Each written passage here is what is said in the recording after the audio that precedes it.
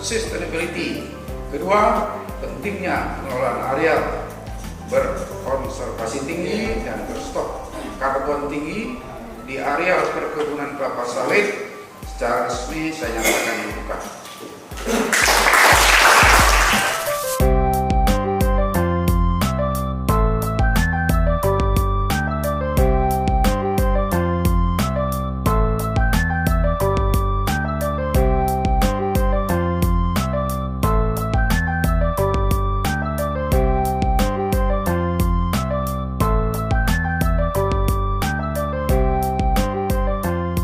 Saya pikir workshop ini membangun komunikasi antar para stakeholder, antara LSM lokal, kemudian LSM luar, kemudian para dunia usaha. Ini bisa kita, maka langkah ke depan ini kan harus ada pada tahap pelaksanaan, apa langkah yang didukung dengan kebijakan. Saya pikir ini luar biasa acara ini. Di tahap ketiga ini setelah tim 4T ya, saya pikir kita atas nama tim pembangunan hijau mendukung upaya ini terus untuk berkolaborasi sehingga menciptakan ini perkebunan aman, kawasan aman.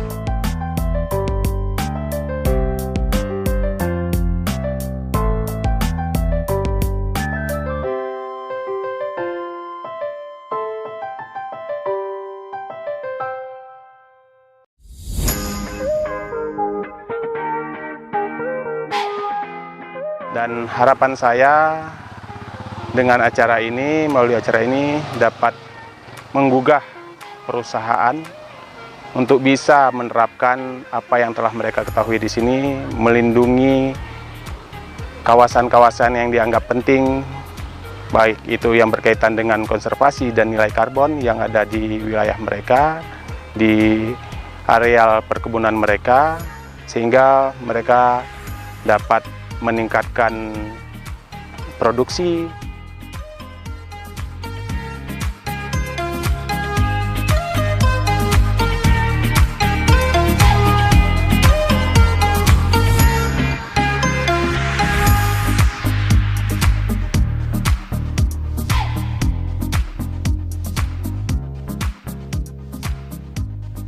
Manfaat stok karbon itu sangat penting ya bagi untuk kelangsungan perusahaan, di mana kita tergantung pada iklim untuk berusaha. Jadi dengan adanya banyak stok karbon, jadi iklim itu menjadi lebih stabil daripada hilangnya sumber-sumber stok karbon.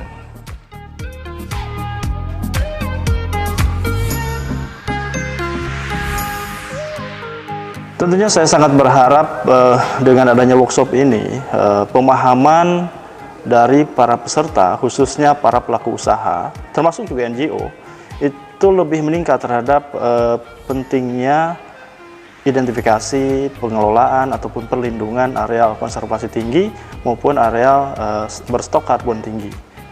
Jadi tidak hanya meningkat pemahaman, tapi juga diaplikasikan di lapangan.